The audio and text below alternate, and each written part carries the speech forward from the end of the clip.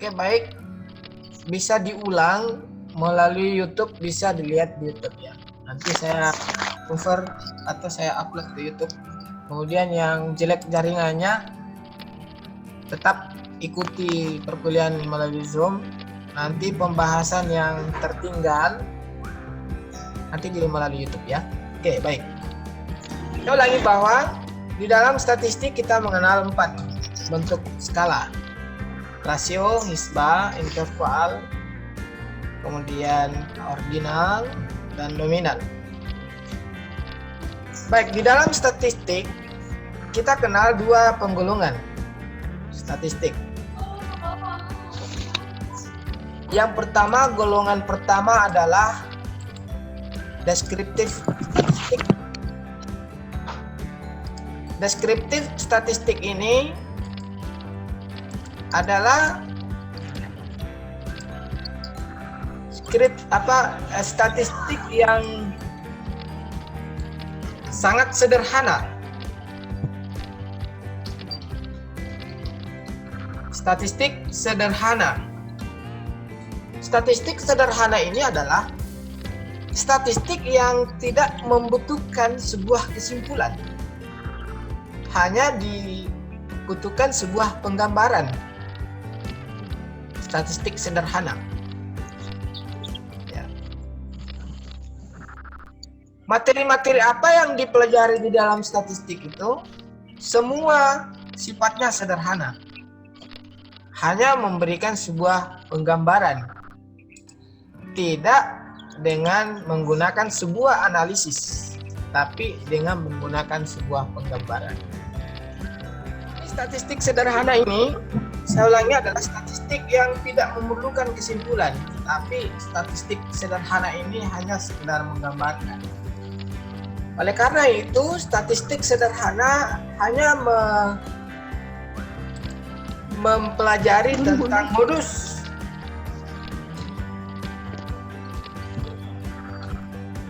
Sudah belajar modus kan?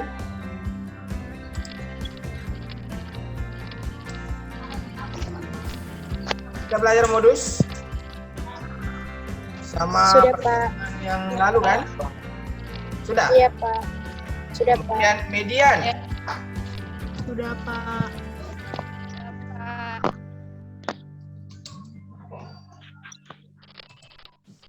Setelah median, apa lagi? Kuartil. Ya, bisa. Kuartil. Standar deviasi. Standar deviasi. Standar deviasi atau simpanan baku boleh. Rata-rata. Apa lagi? Desil. Kenapa? Mean, Pak, mean. Ya, bukan mean, min. Ih, jaringan. Min, Pak.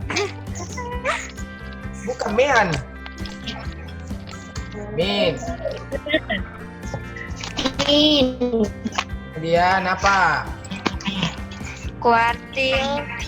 Nah, kuartil boleh. Kuartil. Hah? Modus statistik. Sudah modus. Ya. Kuartil. Analisis varians. Iya. Analisis varians. Apa lagi? Desil. Desil, Pak. Apa? Desil. Tidak terlalu butuh. Persentase.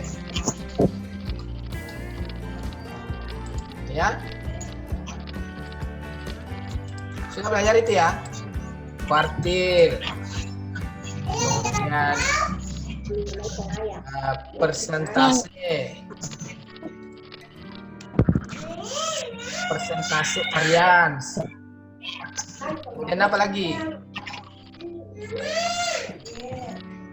Nah, semua ini digunakan dapat cari modus, median, standar deviasi, varias, dan sebagainya.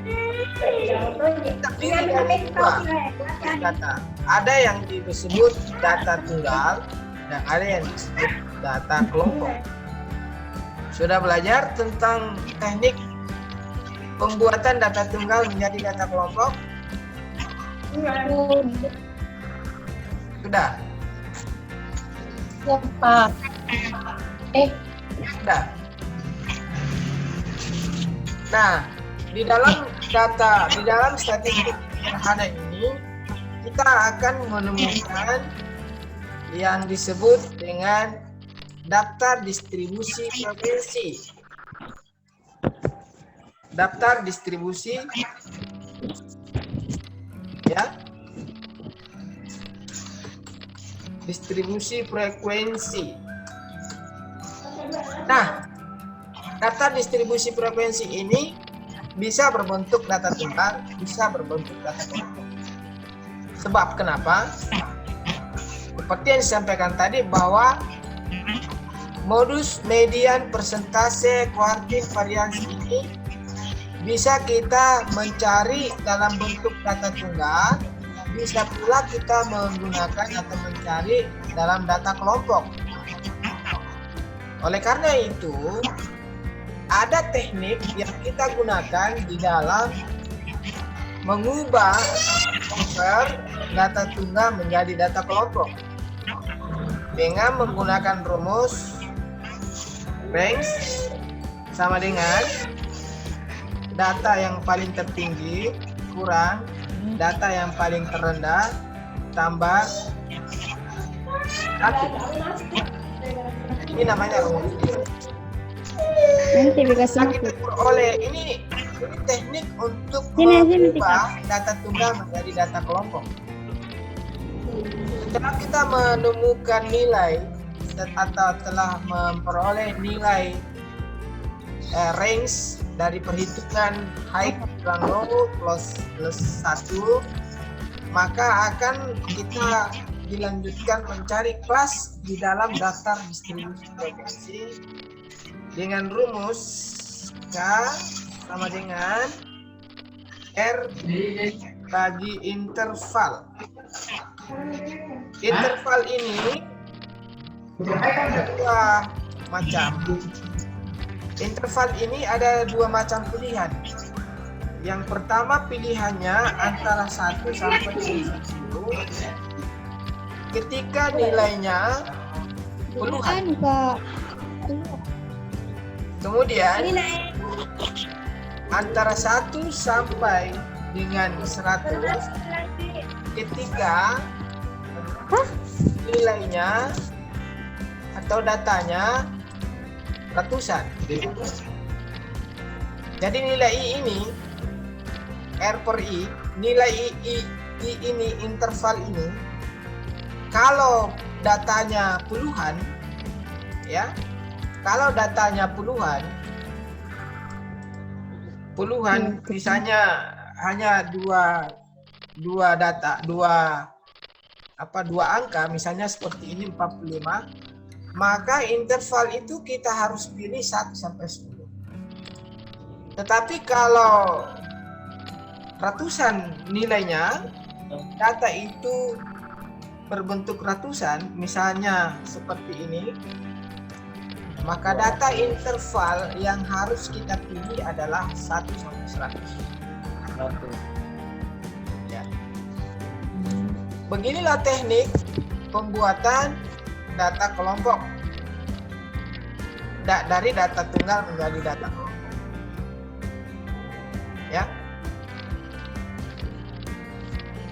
Sehingga dengan demikian mencari modus, median, standar deviasi, mean, kuartil, varians atau persentase dan lain sebagainya, kita bisa memperoleh data dalam bentuk data tunggal dan data dalam bentuk data kelompok. Karena kenapa?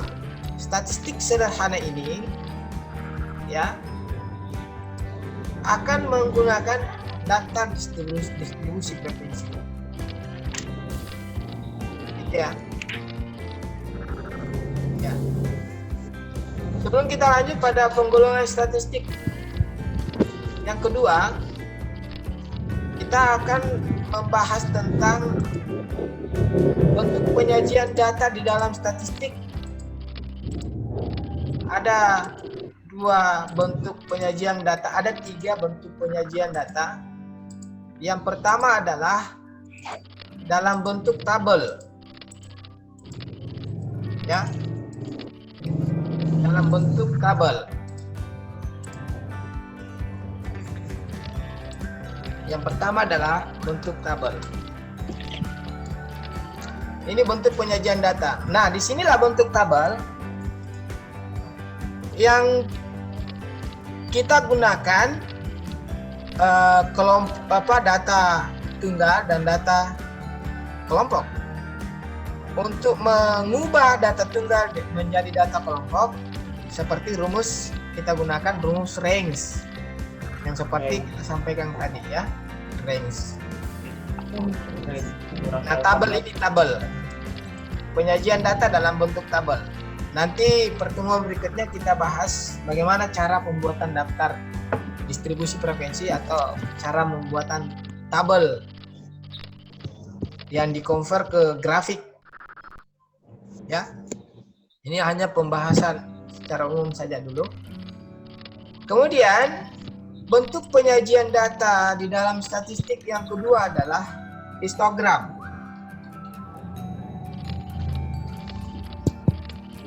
Maksudnya Histogram itu sama dengan grafik, ya, sama dengan chart, sama dengan diagram. Histogram itu macam-macam loh. Ada namanya histogram V atau bundar, ada namanya histogram titik, ada histogram batang, ada histogram macam-macam. Ya, itu macam-macam histogram. Tetapi ini semua tabel histogram merupakan penyajian yang digunakan di dalam menyajikan data. jangan di dalam. Ya, grafik. Pertama adalah tabel. Kemudian yang kedua histogram atau biasa juga grafik. Biasa juga kita kenal chart. Ya, bisa juga poligon dan lain sebagainya. Grafik ini menggunakan data. Naruh kapok itu panas sih. Coba yang aktif. Iya. Cuma kan itu nak kasih kayaknya tapi dingin semua nih. Nenek Jangan dingin. bicara dulu. Awalia, Musfira, coba aktifkan videonya supaya kita bisa lihat. Iya Pak. Jangan diaktifkan soundnya dulu supaya tidak ribut ya. Bentar, kalau saya kasih sesi pertanyaan silakan aktifkan soundnya semua. Kemudian histogram, grafik, chart atau poligon ini data yang diperoleh di histogram ini bisa kita peroleh dari tabel. Nanti pertemuan berikutnya baru kita praktek cara pembuatan histogram dan cara pembuatan tabel. Kemudian penyajian data yang ketiga adalah histogram, tekstual.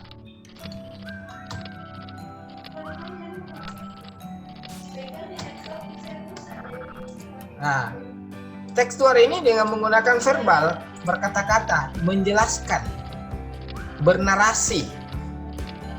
Itu tekstual. Jadi 3 bentuk penyajian data ini biasanya satu kesatuan yang tidak bisa dipisahkan satu sama lain di dalam penyajian data. Kadang ada tabel, di bawah tabel itu ada tekstual. Kadang juga kita gunakan histogram ada pula di tekstual di bawahnya. Kadang juga ada tabel, ada pula tekstual histogram, ada juga tekstual di dalam. Nah, inilah 3 bentuk penyajian data yang biasa kita gunakan di dalam penyajian data statistik. Oke, berikutnya ada pertanyaan di sini yang terkait dengan pembahasan kita pada kesempatan kali ini yang berbicara tentang penyajian data dan deskriptif, statistik deskriptif yang biasa kita juga sebut sebagai statistik dasar. Ada pertanyaan di sini? Aktifkan soundnya. Siapa yang mau bertanya? Sebelum kita lanjut pada penggolongan statistik yang kedua.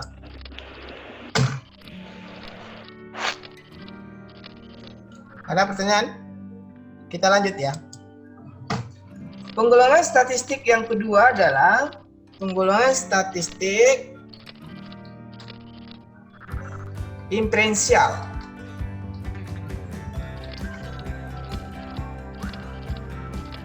Penggolongan statistik inferensial ini biasa juga kita sebut statistik lanjutan yang menggunakan aturan-aturan tertentu di dalam menganalisis data.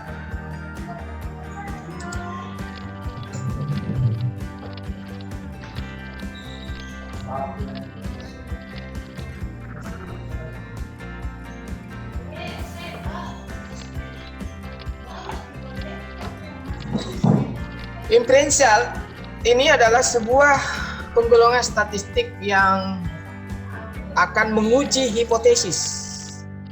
Nah, inferensial ini menguji hipotesis.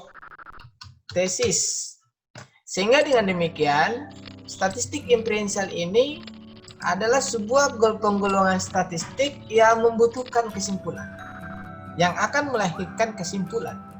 Karena statistik inferensial ini yang akan menguji hipotesis. Kita akan berbicara nanti banyak tentang seperti apa itu hipotesis ketika di dalam penelitian metodologi penelitian. Nanti mata metodologi penelitian membahas. Lanjut. Statistik inferensial ini, ya, ini statistik inferensial yang akan menguji hipotesis. Oleh karena itu, ada 2 bentuk uji hipotesis yang harus kita kenali. Yang pertama adalah uji hipotesis parametrik.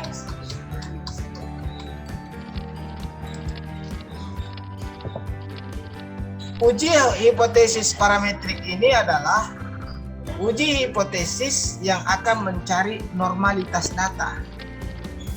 Ya. Yang akan mencari normalitas data. Yang menggunakan skala rasio dan interval. Skala rasio dan interval. Kemudian yang kedua adalah uji hipotesis non parametrik.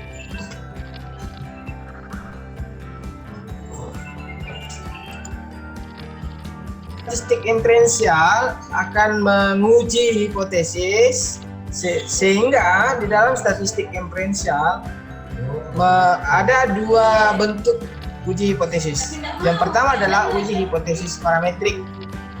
Uji hipotesis parametrik ini adalah salah satu uji hipotesis dalam statistik yang akan mencari normalitas data, yang akan menganalisis skala rasio dengan interval. Kemudian, uji hipotesis kedua di dalam statistik inferensial itu adalah uji hipotesis non parametrik, di mana uji hipotesis non parametrik ini tidak membutuhkan uji normalitas data. Ya, tidak membutuhkan uji normalitas data. Dan menggunakan skala, ada 2 skala yang digunakan. Yang pertama adalah ordinal dan nominal.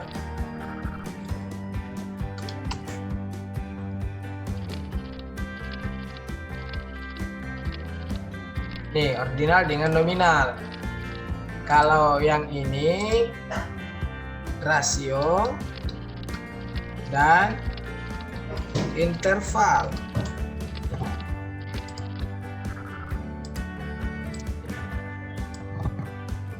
Jadi kalau misalnya rasio atau interval kita punya data, maka uji hipotesisnya di sini. Ya. Uji hipotesisnya di sini. Kalau uji hipotesisnya datanya skala ordinal dengan nominal, maka uji hipotesisnya di sini. Jadi agak gampang. Jadi semua ini dasar dari penentuan apakah uji hipotesisnya parametrik dengan non parametrik. Yang paling utama kita harus pahami adalah ini. Skala. Kalau skala nominal, ordinal, rasio dengan interval kita tidak paham, baru kemudian kita akan menguji hipotesis, maka kita tidak akan menemukan hasil penelitian yang tepat, hasil penelitian yang akurat. Pasti akan mengalami sebuah bias dalam penelitian. Uji hipotesis parametrik ini akan menguji atau menggunakan rumus-rumus. Yang pertama adalah rumus uji T.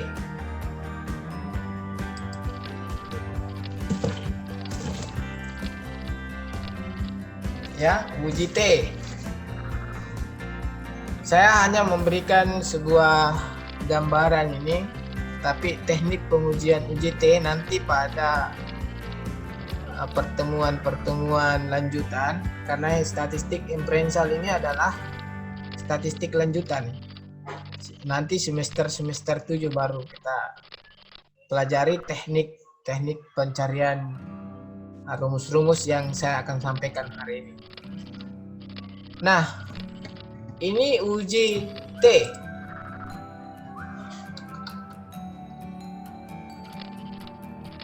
Uji T ini terbagi atas 2 bagian. Yang pertama adalah uji variate sample T. Ya. Kemudian uji independent sample T. Kalau uji T. Kemudian yang kedua adalah uji korelasi. Nah, sini uji korelasi yang akan mencari hubungan. Kemudian yang ketiga adalah uji regresi. Nah, uji regresi. Kemudian yang keempat adalah uji ANOVA, analysis of variance. Ini analysis of variance ini ada 2 macam. Ada analysis of variance satu arah, ada analysis of variance 2 arah. Analysis of variance 2 arah ini dibagi 2. Jadi kalau rentetan-rentetan yang kita mau ikuti bisa stres kita kalau kita tidak paham, tidak dalam. Analisis of variance 2 arah ini dibagi 2. Ada namanya analisis of variance 2 arah tanpa interaksi. Kemudian yang kedua, analisis of variance 2 arah dengan interaksi. Ini analisis of variance. Nah, ini biasa digunakan oleh farmasi nanti yang memiliki variabelnya banyak. yang perlakuannya banyak. Ya, ANOVA ini hampir sama dengan uji T. Cuma uji T hanya 2 variabel yang diolah. Kalau ANOVA bertingkat, banyak variabel, banyak rentetan-rentetannya kalau ANOVA. Oke. Apalagi uji T sudah, uji korelasi sudah, regressi sudah, ANOVA sudah.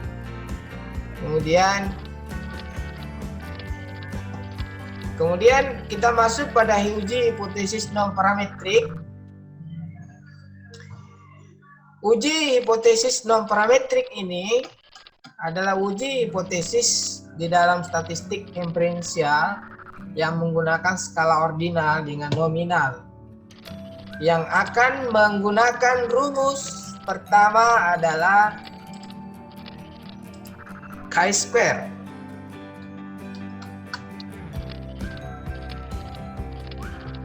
Chi-square. Kalau misalnya skala nominal, ini skala nominal dia pakai chi-square. Kemudian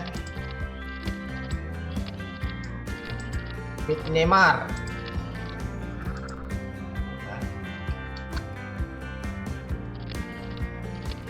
Nanti dipelajari nanti selanjutnya ini gimana cara mencari McNemar, bagaimana cara mencari chi-square. Tapi hanya perkuliahan kita hari ini hanya sekedar untuk memberikan informasi ilmu pengetahuan yang terkait dengan statistik inferensial. Kemudian yang ketiga, analisis biominal. Analisis yang kita gunakan untuk mencari kecenderungan. Ya. Kemudian yang keempat, ya sekali lagi saya sampaikan bahwa kalau kurang signal bisa dilihat di YouTube. Ya, nanti saya upload di YouTube. Analisis menggunakan rumus korelasi Spearman-Rho. Ya. Spearman-Rho. Kemudian yang ketiga, yang kelima adalah korelasi skandal-Tau. Jadi sudah berapa korelasi dari inferensial? Ya. Kemudian berikutnya analisis uji-U. Uji-U atau biasa kita kenal Whitney. Oke. Ya. Selanjutnya analisis Wilcoxon atau biasa disebut uji tanda tes.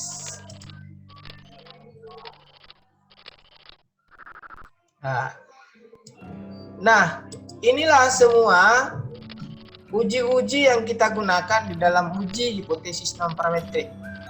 Nah, chi-square digunakan pada skala nominal. McNemar digunakan pada skala ordinal dengan nominal. Biominal digunakan pada skala nominal. Spearman-Rho mencari hubungan digunakan skala ordinal dengan nominal. Skandal-Tau pun juga demikian. Sedangkan Mann-Whitney itu adalah bisa digunakan skala rasio. Apabila skala rasio itu tidak terdistribusi normal data pada analisis yang menggunakan analisis uji T independent sample T, maka penggantinya adalah uji U. Wilcoxon atau uji tanda digunakan pada analisis yang menggunakan rasio ordinal. Apabila rasio itu tidak terdistribusi normal pada analisis data uji independent virus sample T.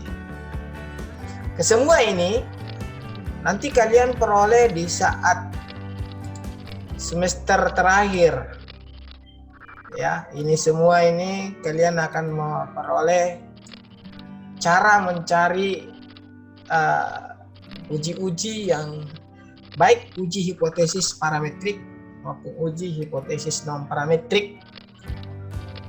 Dan perlu disampaikan bersama bahwa uji-uji ini bisa kita gunakan menggunakan SPSS dengan MS Excel.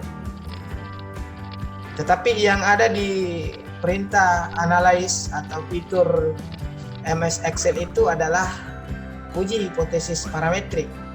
Kalau uji hipotesis non parametrik bisa juga kita gunakan di dalam penggunaan MS Excel, tetapi itu digunakan secara manual di Excel. Tetapi kalau di SPSS itu kita dapat gunakan semua uji analisis seperti itu. Baik, saya kira itu pertemuan kita hari ini tentang bentuk analisis data.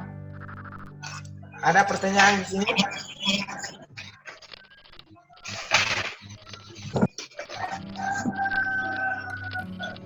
Ada pertanyaan yang terkait dengan materi kita pada hari ini?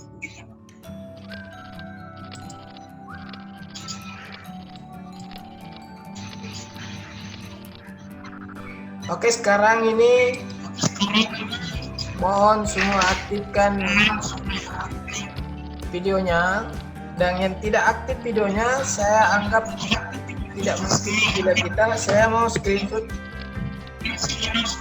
supaya sebagai daftar hadir atau absen kita pada hari ini. Tolong Noni diaktifkan videonya supaya dilihat. Desianti Pitaranda, aktifkan videonya. Kemudian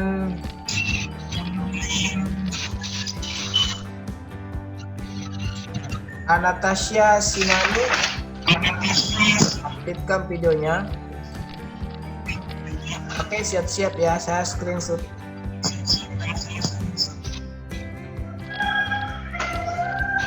Kalau mau bergaya silakan bergaya, nanti kita foto.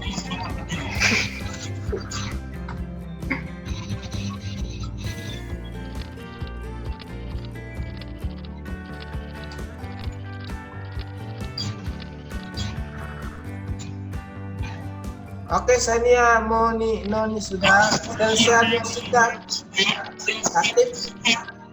Jadi mohon maaf yang setelah saya screenshot ini lantas tidak ada videonya, tidak ada gambarnya dalam screenshot itu, saya anggap tidak mengikuti kuliah pada hari ini.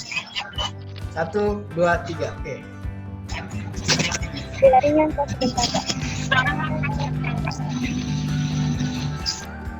Oke, ada pertanyaan sebelum ini? Dua catatan yang terkait dengan materi kita pada hari ini.